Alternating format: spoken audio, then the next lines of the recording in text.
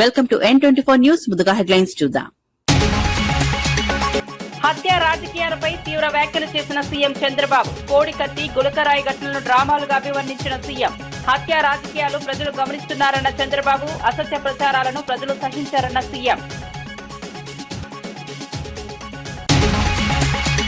వికసిత్ భారత్ లో యువతదే కీలక పాత్ర అన్న ప్రధాని మోదీ. 51,000 మందికి ఉద్యోగ పత్రాలు అందించిన మోదీ. యువతలోనే దేశాభివృద్ధి సాధ్యమని స్పష్టం. ప్రపంచం భారత యువతపై ఆశలు పెట్టుకున్నదన్న మోదీ.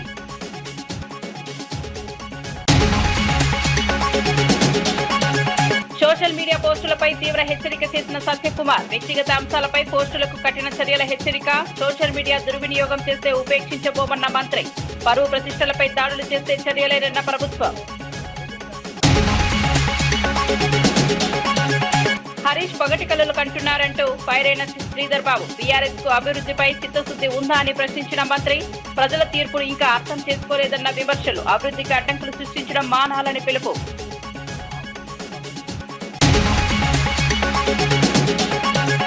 అటవీ భూముల ఆక్రమణలపై తీవ్ర హెచ్చరిక చేసిన పవన్. అటవీ ఆస్తులను రక్షించలేకపోతే చర్యలేనన్న డిప్యూటీ సీఎం. ఆక్రమిత భూముల స్వాధీనంపై అధికారులకు ఆదేశాలు.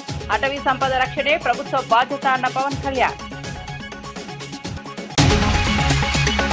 వార్త వివరాల్లోకి వెళ్తే ఏపీ సీఎం చంద్రబాబు నాయుడు రాజకీయ హింసపై తీవ్ర వ్యాఖ్యలు చేశారు. కోడికత్తి గులకరాయి ఘటనలను డ్రామాలుగా అభివర్ణిస్తూ ప్రజలను మోసం చేశారని ఆరోపించారు.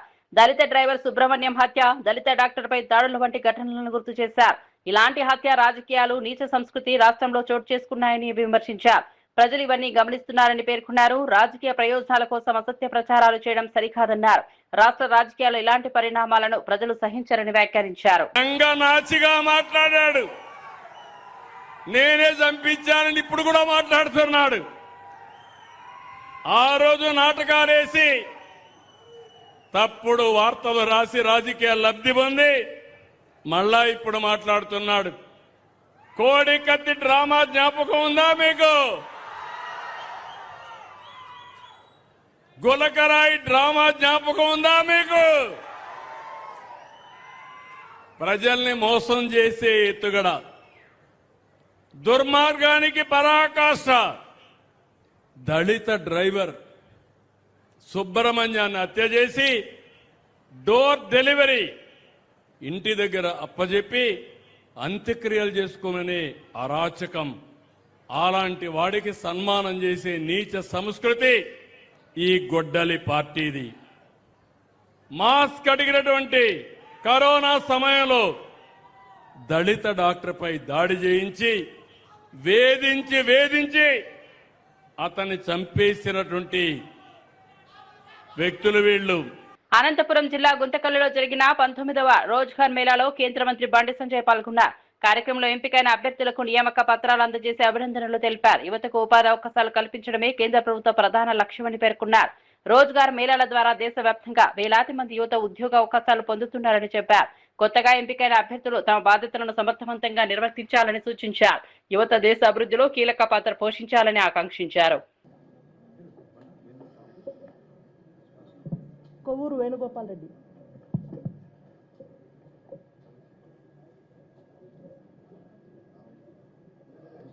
Rajiv Kumar, son of Jayanarayan Mahato. Next Rajiv Kumar, son of Jayanarayan Mahato.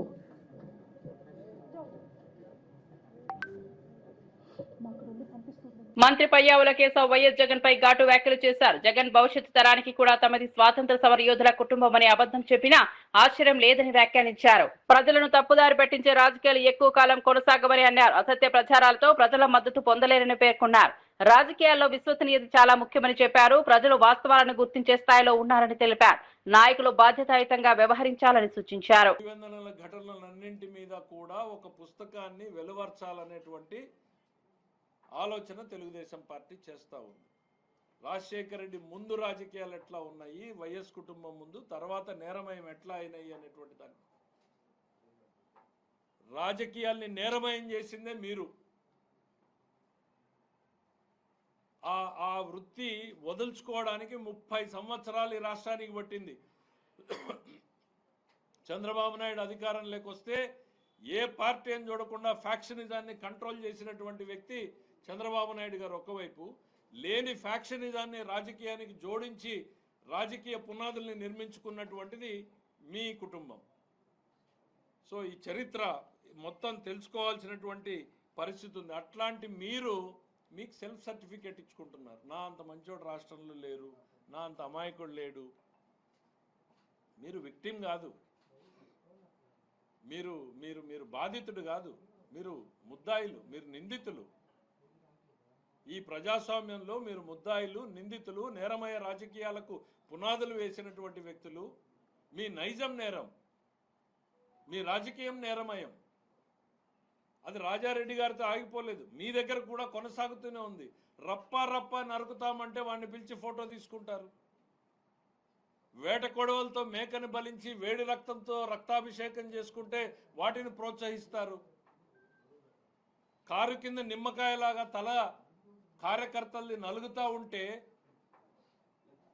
నిర్లక్ష్యంగా చూస్తూ ముందుకెళ్ళిపోగలిగినటువంటి నైజం మీది.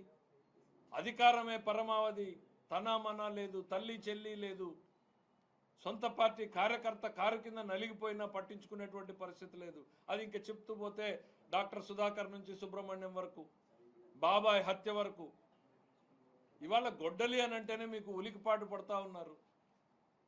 గుండెపోటుకి గొడ్డలిపోటుగా ఈ రాష్ట్రం అర్థం చేసుకోవడానికి ఓ 24 గంటలు పట్టింది. గొడ్డలిపోటును కూడా గుండెపోటుగా చూపించగలరు. ఈరోజు ఇన్ని అకృత్యాలు చేసిన మీరు మేము అమాయకులు అని చెప్పుకోగలరు. మీరు నిజాల్ని ప్రజల ముందుకు చెప్పాల్సినటువంటి బాధ్యత ఉంది. అందుకనే చెప్తున్నాం, గొడ్డలి పార్టీ సమాజానికి హానికరం. కర్ణాటక బీజేపీ ఎమ్మెల్యే గాలి జనార్దన్ రెడ్డి చేసిన వ్యాఖ్యలు చర్చనీయాంశంగా మారాయి. పాఠశాలల్లో హాజరు సమయంలో విద్యార్థులు ఎస్ఆర్ లేదా ఎస్ మేడం అనకుండా జై శ్రీరామ్ అనాలని సూచించారు. గతంలో ఇదే ప్రతిపాదన చేసిన బీజేపీ ఎమ్మెల్యే బసనగౌడ పాటిల్ ఎత్నాల్ కు పూర్తి మద్దతు ఇస్తున్నట్లు తెలిపారు. మీడియా సమావేశంలో ఆయన వ్యాఖ్యలు చేశారు. ఈ అంశంపై సామాజిక మాధ్యమాల్లో భిన్నాభిప్రాయాలు వ్యక్తమవుతున్నాయి. కొందరు మద్దతు తెలుపుతుండగా మరికొందరు ವಿಮರ್ಶೆలు చేస్తున్నారు. ಸಂಬಂಧ ಇಲ್ಲ ಅಂದ್ರೂ ಕೂಡ ಬಸವನಗೌಡ ಪಾಟೀಲ್ ಯತ್ನಾಳ್ ಅವರು ಬಹಳ ಒಂದು ದೊಡ್ಡ ಮಾತು ನಿನ್ನೆ ಹೇಳಿದ್ದಾರೆ. ಸ್ಕೂಲಲ್ಲಿ ಅಟೆಂಡೆನ್ಸ್ ಹಾಕೋ ಟೈಮಲ್ಲಿ ಕೂಡ ಮಕ್ಕಳು ಇವತ್ತು ಹೆಸರನ್ನ ಕರೆದ್ರೆ SR ಅಂತ ಹೇಳಿ ಇಂಗ್ಲಿಷಲ್ಲಿ ಹೇಳೋದಕ್ಕಿಂತನೂ ಜೈ ಶ್ರೀರಾಮ್ ಅಂತ ಹೇಳಿ ಅಂತ ಹೇಳಿದ್ದಾರೆ. సో ಯಾಕಂದ್ರೆ ಇವತ್ತು భారత్ లక్ష్య సాధనలో భారత యువత కీలక పాత్ర పోషిస్తారని ప్రధాని నరేంద్ర మోదీ విశ్వాసం వ్యక్తం చేశారు. రోజ్గార్ మేళా కార్యక్రమంలో మాట్లాడిన ఆయన ప్రపంచ దేశాలు భారత యువత సాంకేతిక అభివృద్ధిపై ఆసక్తి చూపుతున్నాయని అన్నారు. కార్యక్రమంలో భాగంగా 51,000 మందికి పైగా యువతకు నియామక పత్రాలు వర్చువల్ గా అందజేశారు. రైల్వే, బ్యాంకింగ్, రక్షణ, ఆరోగ్యం, విద్య వంటి కీలక రంగాల్లో ఉద్యోగాలు లభించనున్నాయని తెలిపారు. కొత్తగా ఎంపికైన యువత దేశ అభివృద్ధికి భాగస్వాములు కావాలని పిలుపునిచ్చారు.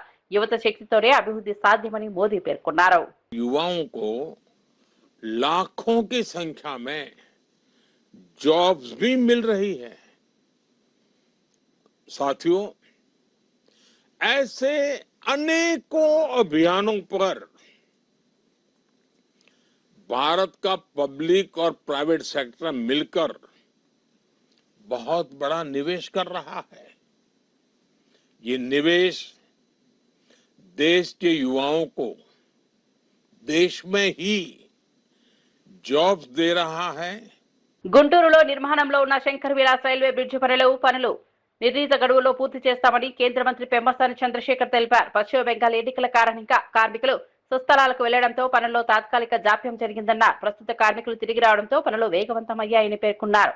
వర్షాకాలానికి ముందే పిల్లల నిర్మాణ పనులు పూర్తి చేస్తామని విశ్వాసం వ్యక్తం చేశారు.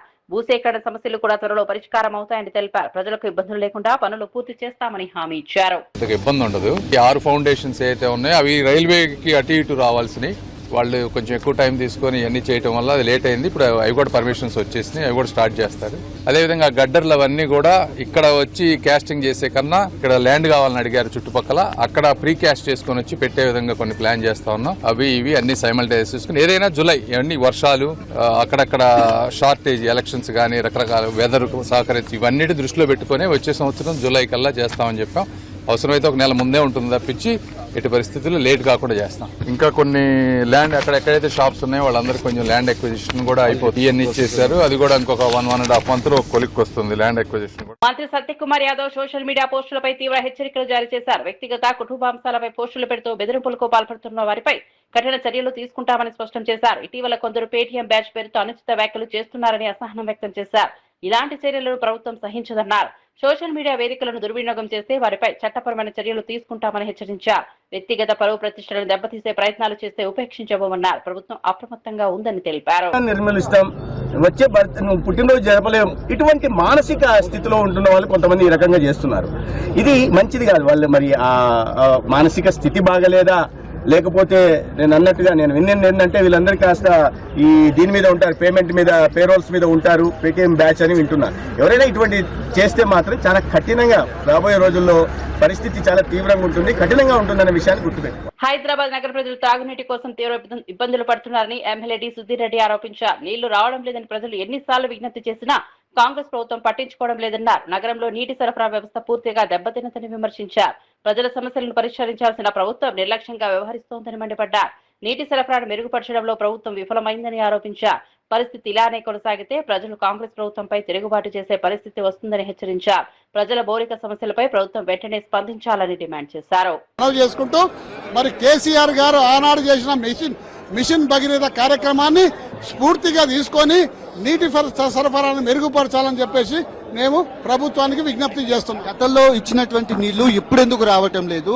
పూర్తిగా మంచినీళ్ళు అన్ని కాలనీలకు వస్తున్నాయి, కావాలనే ఇటు కొంతమంది దుష్ప్రచారం చేస్తున్నారంటే అది అధికారులు కావచ్చు, లేదంటే ప్రభుత్వం కూడా డిమాండ్ చేస్తుంది. మీరేం చెప్తారు? మేనేజ్మెంట్ అంటే సరిగా నిర్వహణ లోపం, అనుభవ రావిత్యంతో ఈ యొక్క ప్రజలకు ఇబ్బంది అయిపోతుంది. మీరు కరెక్ట్ అనుభవం ఉంటే, కరెక్ట్ నిర్వహణ చేస్తే ప్రజలకు ఈ రోజు ఇబ్బంది కలిగేది కాదు.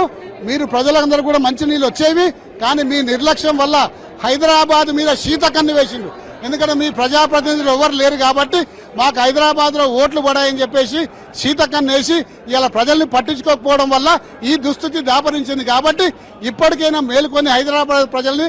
మధు కుటుంబ పోషణ బాధ్యతతో పాటు పిల్లల చదువుల బాధ్యతను కూడా బీఆర్ఎస్ పార్టీ తీసుకుంటుందని మాజీ మంత్రి జగదీష్ రెడ్డి ప్రకటించారు. ఈ కేసులో ఏ అధికారి తప్పు చేసినా గమనిస్తూనే ఉంటామని హెచ్చరించారు. ఇలాంటి క్రిమినల్ కేసులను 10 ఏళ్ల తర్వాత కూడా తెరిచి చర్యలు తీసుకున్న సందర్భాలు ఉన్నాయని గుర్తు చేశారు. తప్పు చేసిన వారిని ఐజీ, డీజీ స్థాయి అధికారులైనా వదిలిపెట్టలేదన్నారు. విచారణలో పోలీసులు బాధ్యతాయుతంగా వ్యవహరించాలని సూచించారు. బాధిత కుటుంబానికి న్యాయం జరిగే వరకు బీఆర్ఎస్ అండగా ఉంటుందని స్పష్టం చేశారు. ఈ అంశంపై నిరంతరం పర్యవేక్షణ కొనసాగిస్తామని తెలిపారు. స్థాయి అధికారులను కూడా పాత కేసులలో తప్పుడుగా ప్రవర్తిస్తే, చట్టానికి విరుద్ధంగా ప్రవర్తిస్తే, విచారణలో ఏమైనా నిందితులకు అనుకూలంగా ప్రవర్తిస్తే వాళ్ళపైన కూడా కేసులు పెట్టి జైలులో పంపే సందర్భాన్ని చూసినాం. అది దృష్టిలో పెట్టుకొని విచారణ చేస్తారని భావిస్తానని నేను ఇప్పటికైనా పోలీసు అధికారులు ఇక్కడ ఎక్కడ చిన్న అవకాశం ఇవ్వకుండా, ఎటువంటి అనుమానాలకు తావివ్వకుండా నిజమైన నిందితులు ఎవరో వాళ్ళని పట్టుకొని వాళ్ళ శిక్ష పడే పద్ధతుల్లో విచారణ కొనసాగాలని చెప్పి నేను కోరుకుంటున్నా. కానీ ఎప్పటికప్పుడు నేను మాత్రం నిమిషం ఈ కేసును చూస్తూనే ఉంటా. ఎక్కడ ఏ అధికారి తప్పు చేసినా మాకు అర్థమవుతుంది స్పష్టంగా. ఆ అధికారి మాత్రం తర్వాత తప్పించుకోలేడనే విషయాన్ని కూడా వాళ్ళు గుర్తుపెట్టుకుంటే మంచిది. పనిచేసేటప్పుడు నిందితులను రక్షించడానికి వెళ్ళి వీళ్ళు జైల్లో పడే పరిస్థితి మాత్రం తెచ్చుకోవద్దు. కొంతమంది అధికారులు బాగా అవినీతికి అలవాటు పడి వాళ్ళ అవినీతికి ప్రభుత్వం మద్దతు కావాలి, ప్రభుత్వం మద్దతు, పెద్దల మద్దతు కావాలని చెప్పి వాళ్ళ దర్బార్లలోకి వెళ్ళి చాలా హీనంగా ప్రవర్తిస్తా ఉన్నారు. మరి అటువంటి అధికారుల విషయంలో జిల్లా ఉన్నతాధికారులు కూడా స్పందించే స్థితిలో కనబడతలేదు. ఈ కేసు విషయంలో విచారణలో ఎక్కడ తప్పు జరిగినా వాళ్ళందరూ కూడా బాధ్యులు అవుతారు. రేపు తప్పకుండా అందరూ కూడా శిక్షకు గురవుతారు. నేను మా బీఆర్ఎస్ శ్రేణులకు కూడా మళ్లీ అధికారంలోకి వస్తామంటూ హరీష్ రావు పగటికలలు కంటున్నారని మంత్రి శ్రీధర్బాబు విమర్శించారు. అసలు బీఆర్ఎస్ పార్టీకి రాష్ట్ర అభివృద్ధిపై చిత్తశుద్ధి ఉందా అని ప్రశ్నించారు. అసెంబ్లీ ఎన్నికలు, పార్లమెంట్ ఎన్నికలు, స్థానిక ఎన్నికల్లో ప్రజలు భారీగా తిరస్కరించినా బీఆర్ఎస్ నాయకులకు ఇంకా బుద్ధి రాలేదన్నారు. ప్రజల తీర్పును గౌరవించకుండా వ్యాఖ్యలు చేస్తున్నారని మండిపడ్డారు. అభివృద్ధికి అడ్డంకులు సృష్టించే రాజకీయాలు మానుకోవాలని సూచించారు. ప్రజా ప్రయోజనాల కోసం స్పష్టమైన కార్యాచరణతో ముందుకు రావాలని సవాల్ విసిరారు. రాష్ట్ర అభివృద్ధి ప్రభుత్వ ప్రధాన లక్ష్యమని పేర్కొన్నారు. ఈ రాష్ట్రాన్ని అభివృద్ధి చెందాలా వద్దా ఓ కార్యాచరణ తీసుకెళ్లాలని, ముందుకు పోవాలని ఉందా లేదా, మీకుందా లేదా, మీ పార్టీకి ఉందా లేదా అని అడుగుతా ఉన్నాం. మేము అడుగుతా ఉన్నాం, ఇప్పటికైనా అసెంబ్లీ ఎన్నికల్లో ఓడిపోయినరు, పార్లమెంట్ ఎన్నికల్లో కూడా ఓడిపోయినరు. తిరిగి మేము స్థానిక సంస్థల ఎన్నికలు నిర్వహిస్తే దాంట్లో పెద్ద ఎత్తున వారు ఓటమి పాలయ్యారు. మరొక మారు పట్టణాలకు సంబంధించిన ఎన్నికలు జరిగితే దాంట్లో కూడా ఓడిపోయినారు. అయినా కానీ మీ బుద్ధి మారతలేదు. సికింద్రాబాద్ లో నిర్వహించిన 19వ రోజ్గార్ మేళాలో కేంద్ర మంత్రి కిషన్ రెడ్డి పాల్గొన్నారు. కార్యక్రమంలో యువతకు నియామక పత్రాలు అందజేశారు. దేశవ్యాప్తంగా 47 ప్రాంతాలు నిర్వహించిన ఈ మేళా ద్వారా 51,000 మందికి కేంద్ర ప్రభుత్వ ఉద్యోగాలు లభించాయని తెలిపారు. మోదీ ప్రభుత్వ హయాంలో ఇప్పటి వరకు 12.5 లక్షల మందికి ఉపాధి కల్పించామని వెల్లడించారు. మౌలిక వస్తువులు, స్టార్టప్ రంగాల్లో కూడా కోట్లాది ఉద్యోగ అవకాశాలు వస్తున్నాయని పేర్కొన్నారు. యువత దేశ అభివృద్ధిలో కీలక పాత్ర పోషించాలని ఆకాంక్షించారు. ఉద్యోగ అవకాశాల విస్తరణకు ప్రభుత్వం కట్టుబడి ఉందన్నారు. ప్రతి 2 నెలలకు ఒకసారి ఈ రకమైనటువంటి సమావేశాన్ని నిర్వహించి ఆ 2 నెలల్లో రిటర్న్ టెస్టులు కానీ లేకపోతే రిక్రూట్మెంట్ ఆర్డర్స్ కానీ ఎవరెవరికి వచ్చినాయో వాళ్ళందరినీ పిలిచి ప్రధానమంత్రి గారు ఇది 18వ కార్యక్రమం అందరినీ పిలిచి అందరికి కూడా ఈ రకమైనటువంటి రిక్రూట్మెంట్ లెటర్స్, ఉద్యోగ నియామక పత్రాలు అందించేటువంటి కార్యక్రమం భారత ప్రభుత్వం కొనసాగుతుంది. మన హైదరాబాద్ లో కూడా ఇది 18వ కార్యక్రమం. ఒక్కొక్కసారి ఒక్కొక్క మినిస్ట్రీ నోడల్ మినిస్ట్రీగా ఉంటూ ఈ రకంగా ఆ 2 నెలల గ్యాప్ లో వివిధ కేంద్ర ప్రభుత్వ సంస్థలలో ఉద్యోగాలు ఎవరైతే పొందారో వాళ్ళందరినీ కూడా స్పెషల్ డ్రైవ్ చేసి రిక్రూట్మెంట్ జరిగే విధంగా ప్రయత్నం చేస్తాము. అదేవిధంగా రిక్రూట్మెంట్ అయిపోయిన తర్వాత ప్రధానమంత్రి గారి చేతుల మీదుగా వర్చువల్ గా అందరికీ ఉద్యోగ నియామక పత్రాలు కూడా ఇచ్చేటువంటి కార్యక్రమం కొనసాగిస్తాము. ఎందుకంటే ఈరోజు ప్రభుత్వ ఉద్యోగులకు ఈరోజు బ్యాంక్ సెక్టార్ తీసుకున్నా, ఈవెన్ గ్రామాలలో ఉన్నటువంటి ఒక పోస్ట్ మాస్టర్ తీసుకున్నా కూడా మోడీ గారు ప్రధానమంత్రి అయిన తర్వాత వాళ్ళ యొక్క పని చాలా పెరిగి అటవీ భూముల పరిరక్షణలో బాధ్యతగా వ్యవహరించని అధికారులపై AP deputy CM Pawan Kalyan తీవ్ర ఆగ్రహం వ్యక్తం చేశారు. ప్రభుత్వ లక్ష్యాలను పరిగణలోకి తీసుకోకపోయినా, అటవీ ఆస్తులను రక్షించలేకపోయినా ఉపేక్షించే భూమిని హెచ్చరించారు. చిత్తూరు జిల్లాలో మాజీ మంత్రి పెద్దిరెడ్డి కుటుంబం, కడప జిల్లాలో సజ్జల కుటుంబం ఆక్రమించిన భూములను స్వాధీనం చేసుకున్నామని వెల్లడించారు. ఇతర ప్రాంతాల్లో ఉన్న ఆక్రమిత భూములను కూడా స్వాధీనం చేసుకోవాలని అధికారులను ఆదేశించారు. అటవీ సంపదను రక్షించడం ప్రభుత్వ బాధ్యత అని స్పష్టం చేశారు. చట్ట విరుద్ధ చర్యలను సహించబోమన్నారు.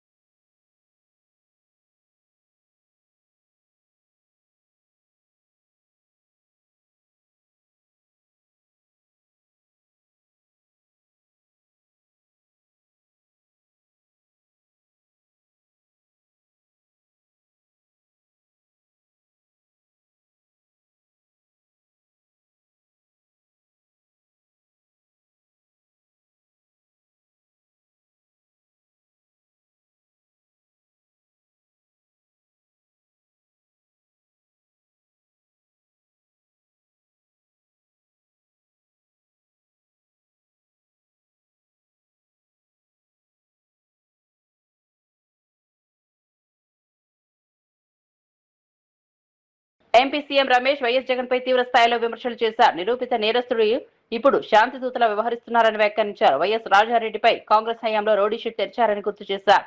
వైఎస్ వివేక హత్య కేసుపై ఓపెన్ పోలుకు సిద్ధమా అని జగన్ కు సవాల్ విసిరారు. వైఎస్ మరణంపై జగన్ స్వయంగా చేసిన వ్యాఖ్యలపై కూడా విమర్శలు గుప్పించారు. రాజకీయ విశ్లేషకులు నాగేశ్వర్ విశ్వసనీయత కోల్పోయారని వ్యాఖ్యానించారు. జగన్ చేస్తున్న రాజకీయాలపై ప్రజలు వాస్తవాలు తెలుసుకుంటారని అన్నారు.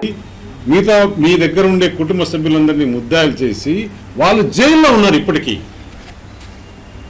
ఇంకా కూడా వివేకానంద రెడ్డి హత్య అప్పుడెప్పట్లో నిజంగా దేవాంశ్ లేడు, లేకుంటే ఆయనకు చిన్నపిల్లోడు, లేకుంటే ఆయనే కొంచెం 10-15 సంవత్సరాలు వచ్చింటే ఆయనే పాత్ర ఉందని కూడా జగన్మోహన్ రెడ్డి చెప్పి నమ్మించే విధంగా ప్రయత్నం చేశారు. ఎక్కడ పోతున్నాం? అసలు చరిత్ర ఏంటి?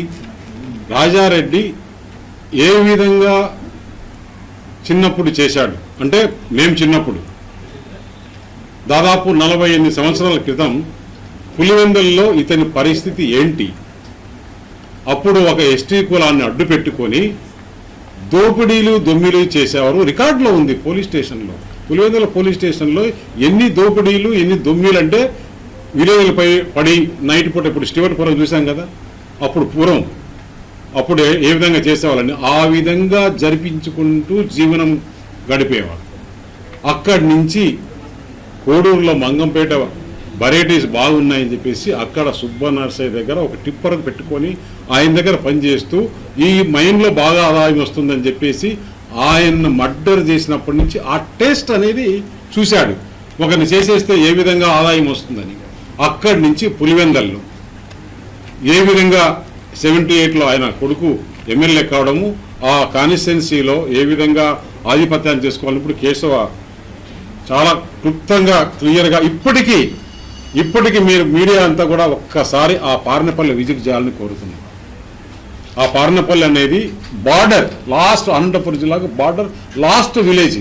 దాని తర్వాత ఆ పక్క చిత్రావతి రివర్ ఉంది. చిత్రావతి రివర్ తర్వాత అనంతపురం జిల్లా.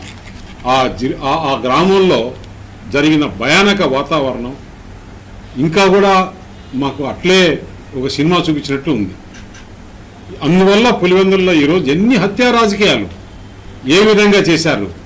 అసలు జగన్మోహన్ రెడ్డి ఎందుకు రాజారెడ్డిని హత్య చేయాల్సి వచ్చింది?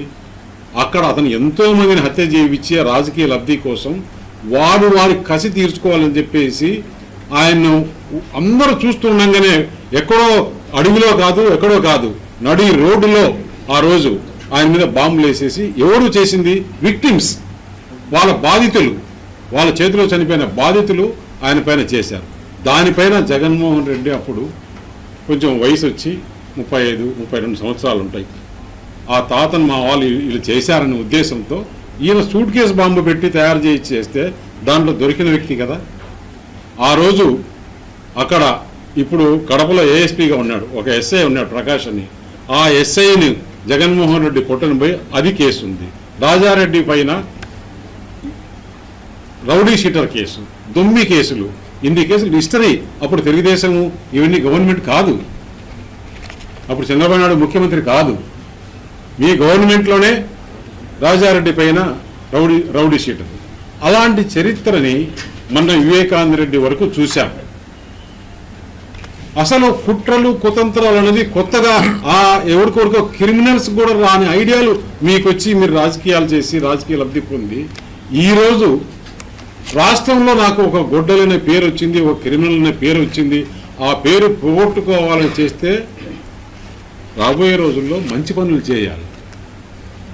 ఇవన్నీ చేసిన వల్ల ఒక్కసారి అవకాశం ఇస్తే ఆంధ్రప్రదేశ్ ప్రజలు 5 సంవత్సరాలు ఎంత నరకయాతన పడి ఈరోజు మిమ్మల్ని 11 సీట్లకు తెచ్చేస్తే దాన్ని ఏ విధంగా నేను మంచి పేరు తెచ్చుకోవాలని ఆలోచన చేయకుండా ఇంకా కూడా ఇలాంటి రాజకీయాలు చేస్తే ఆంధ్రప్రదేశ్ ప్రజలు ఇప్పుడుండే సోషల్ మీడియా, ఇప్పుడుండే యువతకు ఇవన్నీ నచ్చవు. రాష్ట్రానికి మంచి చేయాలి. రాష్ట్రానికి ఎవరైతే మంచి చేస్తారు ఇప్పుడు ఎందుకంటే అతనికి ఏమైపోయింది, ఒక పక్క ప్రధానమంత్రి నరేంద్ర మోడీ గారు రాష్ట్రానికి మంచి సహకారం అందిస్తున్నారు, ఇంకొక పక్క అనుభవం ఉన్న ముఖ్యమంత్రి చంద్రబాబు నాయుడు గారు ఈ ఇండస్ట్రియల్ డెవలప్మెంట్ ఇవన్నీ తెస్తున్నారు, ఇంకా కొత్త కొత్త పథకాలు కూడా తీసుకొస్తున్నారు.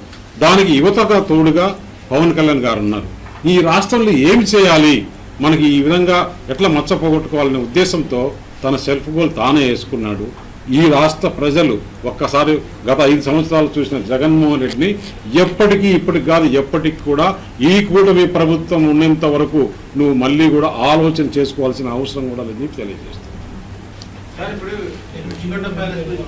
అనేది ఎక్కడో రూమ్లోనో లేకపోతే ఇంకొకటి ఎక్కడో జరగల, అడవిలో జరగల, నడి రోడ్డులో ఒక మండల హెడ్ క్వార్టర్స్లో నడి రోడ్డులో పట్ట పగలు అందరూ చూస్తుండగానే ఆయన చంపేసింది. ఎవరనేది ప్రజలందరూ చూస్తున్నారు. ఆ రోజు ఆ సూట్ కేసు బాంబులో కూడా ఆ రోజు రెడ్ హ్యాండెడ్గా మంగళకృష్ణ దొరికాడు. మంగళకృష్ణ ఎవరు అసలు? ఇప్పుడు ఒకసారి మనం గుర్తుపెట్టుకుందాం, జగన్మోహన్ రెడ్డి వెంబడి ఉండే బ్యాచ్ని చూడండి, ఇప్పుడు ఈ కూటమి ప్రభుత్వంలో ఉండే మంత్రివర్గాన్ని చూడండి. అప్పుడు మంత్రివర్గం జగన్మోహన్ రెడ్డి బ్యాచ్ ఎవరెవరు? మంగళకృష్ణ, శంకర్ రెడ్డి, శివశంకర్ రెడ్డి, లేదంటే కనుక మనం ఒక్కసారి గుర్తు తెచ్చుకోండి ఎటువంటి వాళ్ళు అప్పుడు మంత్రివర్గంలో ఉన్నారు, ఆ మంత్రివర్గంలో ఉండే అసెంబ్లీలో ఏ విధంగా మాట్లాడుతున్నారు, ఇప్పుడు మంత్రివర్గం ఏ విధంగా పనిచేస్తుంది, ఇప్పుడు మంత్రివర్గంలో ఉండే వ్యక్తులు ఎవరెవరో చూడండి ఎట్లా పనిచేస్తున్నారు. ప్రజలు అన్నీ కూడా బేరీ చేసుకుంటున్నారు. అంత సింపుల్గా లేదు. ఇప్పుడు ఏదో మామూలుగా టీవీలు పేపర్లే కాదు, సోషల్ మీడియా కూడా పవర్ఫుల్కి వచ్చినప్పుడు చిన్న విషయం ఇప్పుడు ఇక్కడ నేను మాట్లాడుతుంటే ఇప్పుడు కొన్ని వందల మంది, కొన్ని వేల మంది, లక్షల మంది ఒక సెకండ్లో 2 సెకండ్లో చూసేసి వాళ్ళు బెరీ చేసుకుంటున్నారు. ఈయన మాట్లాడింది కరెక్టా కాదా, ఏ తప్పు ఏది అబద్ధము అనేది అందరికీ నాలెడ్జ్ వచ్చేసింది ఇప్పుడు. ఎందుకంటే నాలెడ్జ్ మన ఒకరి సొంతం కాదు, ఆ రోజులు పోయినాయి. అది జగన్మోహన్ రెడ్డి గుర్తుపెట్టుకోవాలి. నాగేశ్వరరావు అంటే కొంత క్రెడిబిలిటీ ఉంది, మనం అందరం ఒప్పుకోవాల్సింది. ఎందుకంటే కొద్దిగా నాలెడ్జబుల్గా మాట్లాడతాడు. గత కొన్ని రోజులుగా ఎందుకు ఆయన మనం నేను చెప్తే బాగుండదు కానీ మొన్న జరిగిన ఇష్యూ అమిత్ షా అంట పవన్ కళ్యాణ్ అంట మాట్లాడుకున్నారంట. అప్పుడు నాగేశ్వరరావు లోపల నుంచి విన్నాడంట. ఏమన్నా అర్థం ఉందా? నేను కూడా నాగేశ్వరరావు మాట్లాడదాం అనుకున్నా కానీ ఇప్పుడు మీరు చెప్తున్నారు ఎట్లా అని. ఎప్పుడు ఎవరు ఎట్లా మారిపోతారు, ఎప్పుడు ఏ బ్యాచ్కి ఏమవుతుందో మనం చూస్తున్నాం. ఎందుకంటే నేను నాగేశ్వరరావు దగ్గర ఎక్స్పెక్ట్ చేసింది కాదు, ఆయన ఒక్కసారి కాదు బేషరతుగా ఈ వాపసు తీసుకుంటున్నా అని 10 సార్లు చెప్పినా కూడా చాలదని చెప్పి తెలియదు. అంతకన్నా ఎక్కువ మాట్లాడడం కూడా బాగుంటుంది. హెడ్లైన్స్ మరోసారి చూద్దాం. హత్య రాజకీయాలపై తీవ్ర వ్యాఖ్యలు చేసిన సీఎం చంద్రబాబు. కోడి కత్తి గులకరాయి ఘటనలను డ్రామాలుగా అభివర్ణించిన సీఎం. హత్య రాజకీయాలు ప్రజలు గమనిస్తున్నారన్న చంద్రబాబు. అసత్య ప్రచారాలను ప్రజలు సహించారన్న సీఎం. వికసిత్ భారత్ లో యువతదే కీలక పాత్ర అన్న ప్రధాని మోదీ. 51,000 మందికి ఉద్యోగ పత్రాలు అందించిన మోదీ యువతలోనే దేశాభివృద్ధి సాధ్యమని స్పష్టం. ప్రపంచం భారత యువతపై ఆశలు పెట్టుకున్నదన్న మోదీ.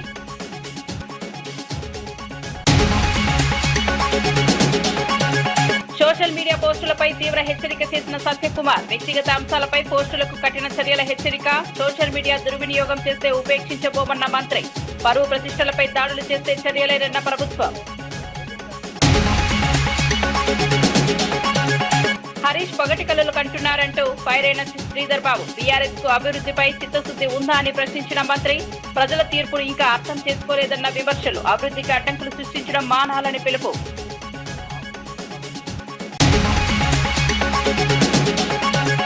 అటవీ భూముల ఆక్రమణలపై తీవ్ర హెచ్చరిక చేసిన పవన్. అటవీ ఆస్తులను రక్షించలేకపోతే చర్యలేనన్న డిప్యూటీ సీఎం. ఆక్రమిత భూముల స్వాధీనంపై అధికారులకు ఆదేశాలు. అటవీ సంపద రక్షణే ప్రభుత్వ బాధ్యత అన్న పవన్ కళ్యాణ్.